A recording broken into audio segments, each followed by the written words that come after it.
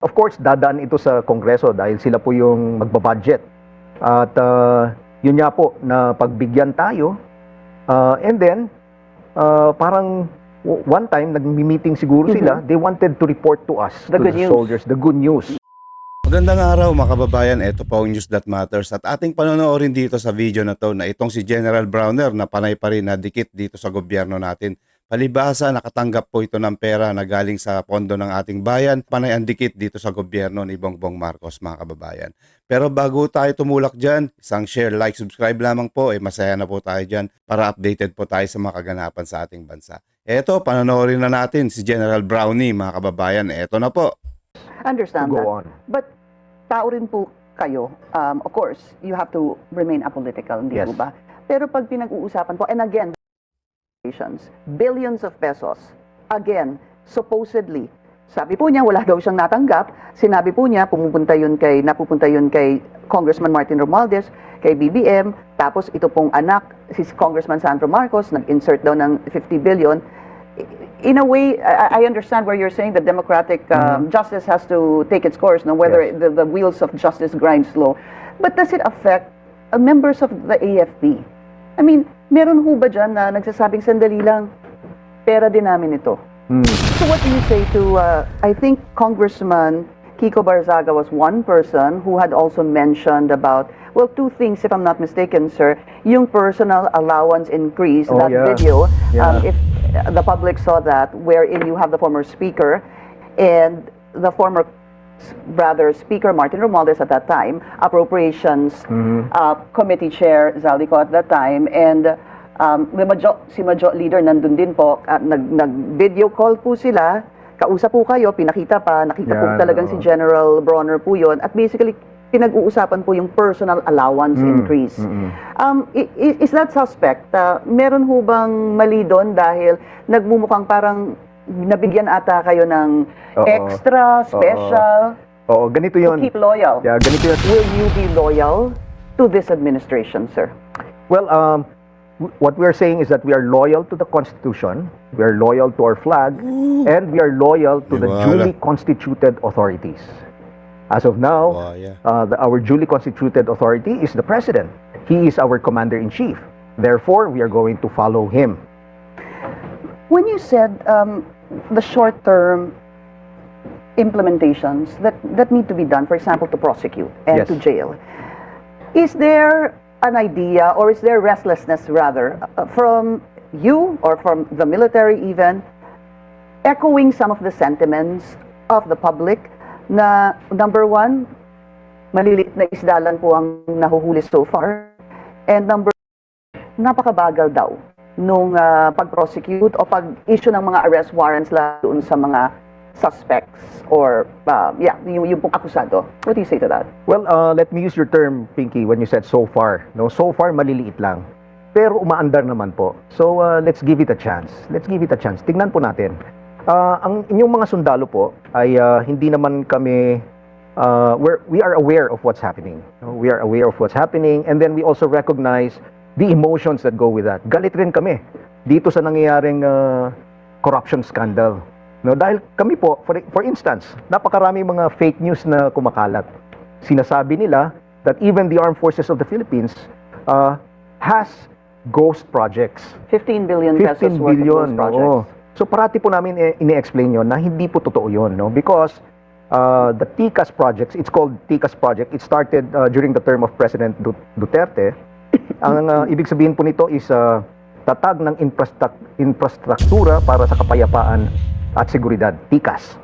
So it's an agreement between DND and the DPWH. The only task of the AFP there is to identify our needs, our requirements. And then we tell that to DPWH. They get the budget for that.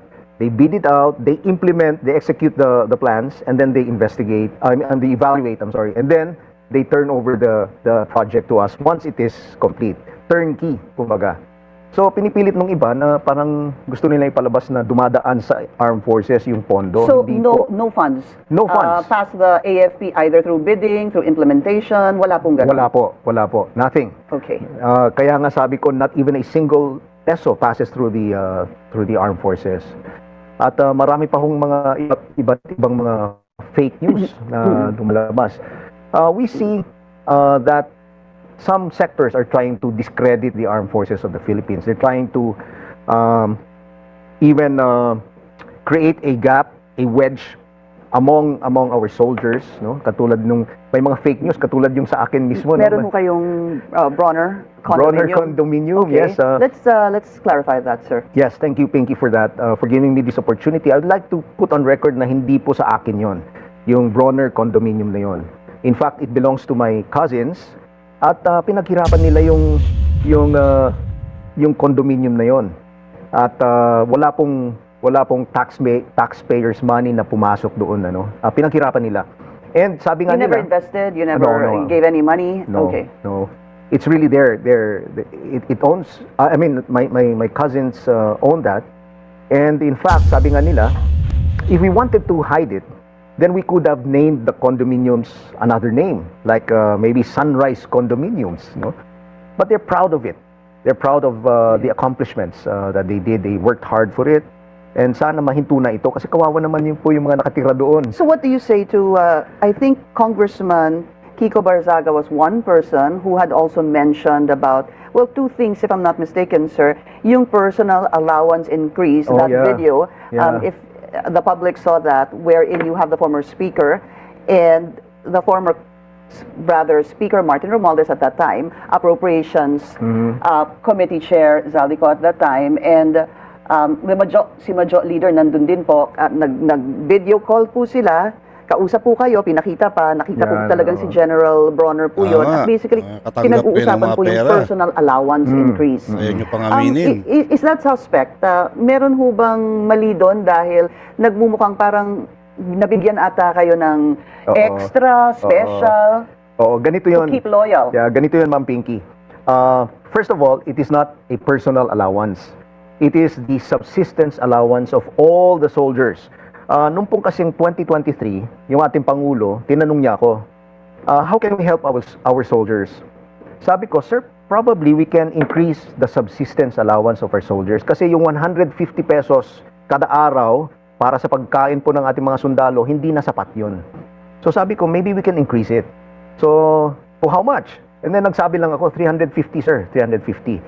And then when we computed yung cost ng mga pagkain ngayon and the calorie requirement ng mga sundalo, 380 plus yung requirement po namin. So, renound off natin to 350. And then, of course, dadaan ito sa Kongreso dahil sila po yung magbabudget. At yun nga po, na pagbigyan tayo. And then, parang one time, nag-meeting siguro sila, they wanted to report to us, The to good the news. soldiers, the good news. And I remember it was even nearing Christmas. Kaya nung binalita sa amin, sabi ko, sir, thank you very much. Magandang Christmas gift ito para sa mga Yeah. sundalo. I actually saw that video. Oo. Yeah. Okay, so it is subsistence allowance from Subsistence one na ipinagmalaki nila. Yes. Di ba? Yes. Yun General. Pero yung kanila bang pagmamalaki nun, was it somehow tantamount to, for example, someone like you and the soldiers to stay loyal to them or to No. thank them because after all, galing po yan sa Kongreso na pinangunahan po nila. Hindi po, no. Hindi po ibig sabihin na in-increase yung aming sweldo talagang loyal na loyal na kami.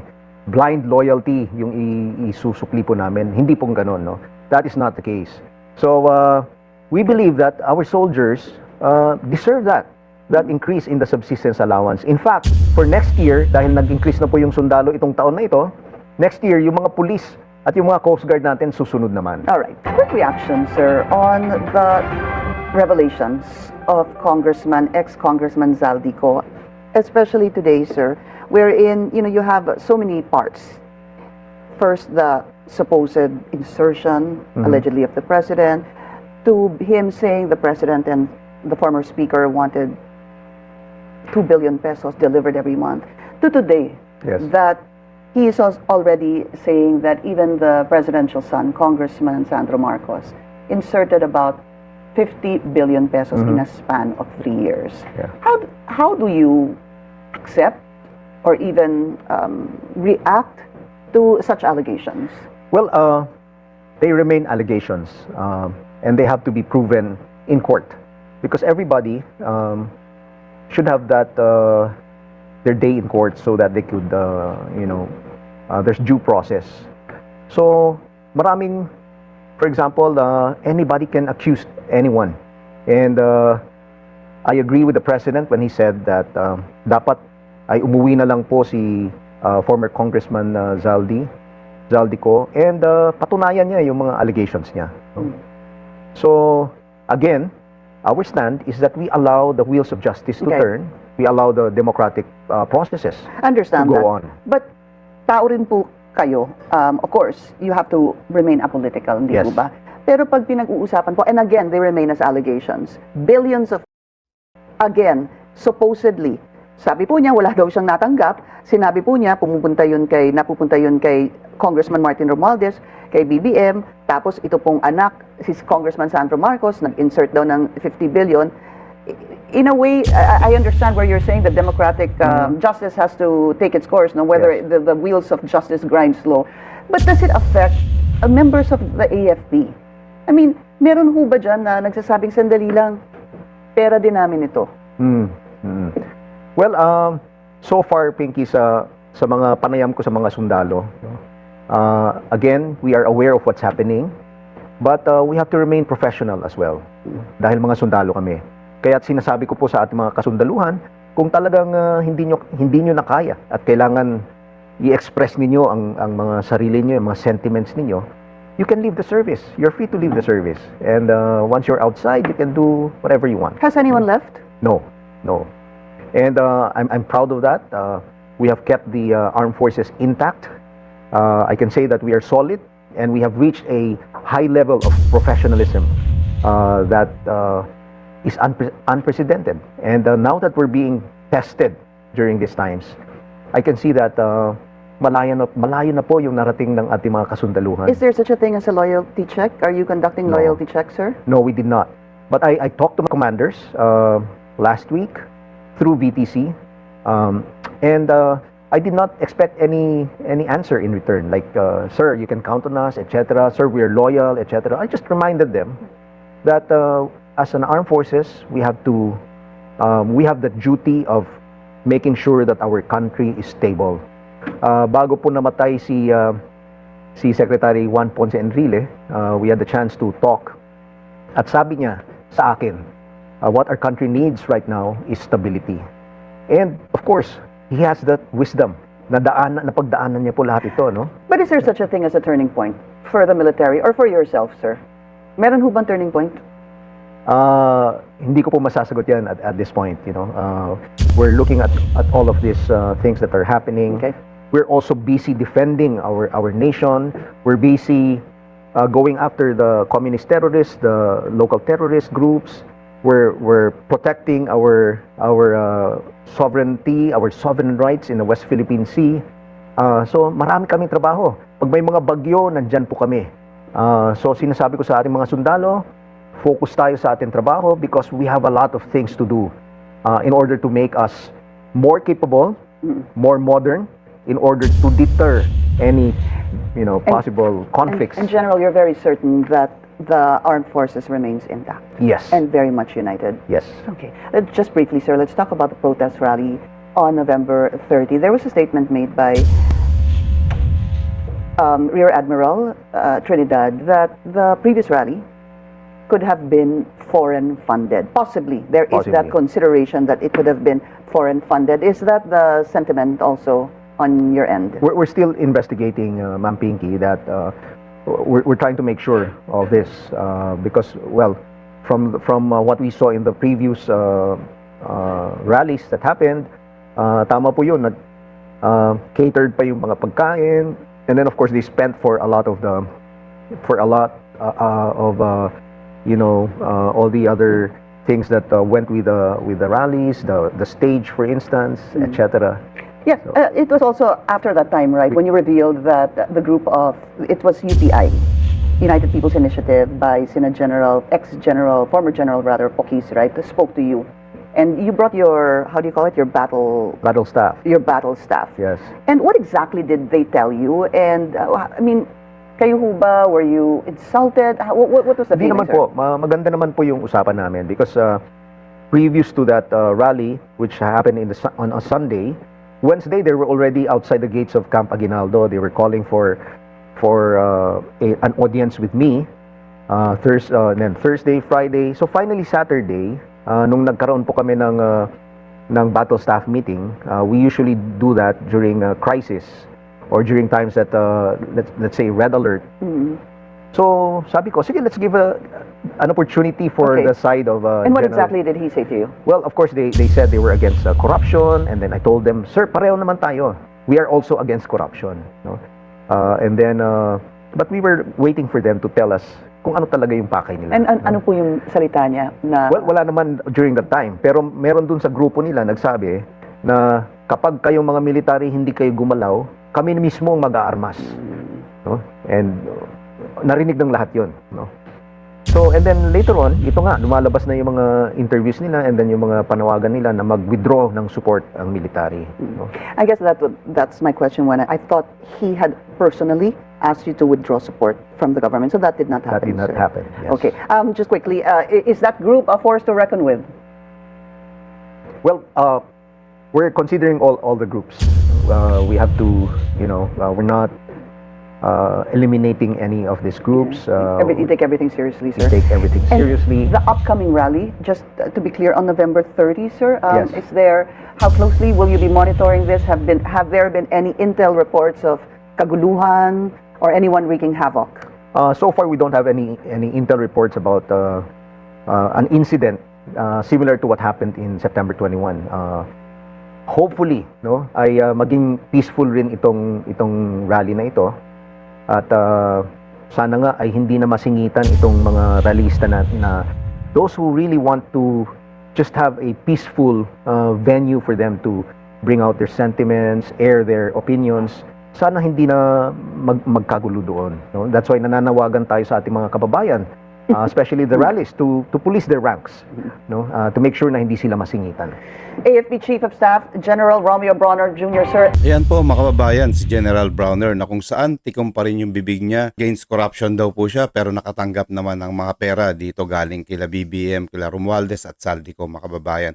Para lang po hindi mag-withdraw sa kanyang suporta dito sa ating administrasyon na kahit na nakatanggap po siya ng pera na galing sa taong bayan hindi po niya pa rin niya inaamin mga kababayan. Hanggang dito na lang ho muna tayo mga kababayan. Maraming salamat po. Ito po ang News That Matters at mag-ingat po kayo palagi and God bless.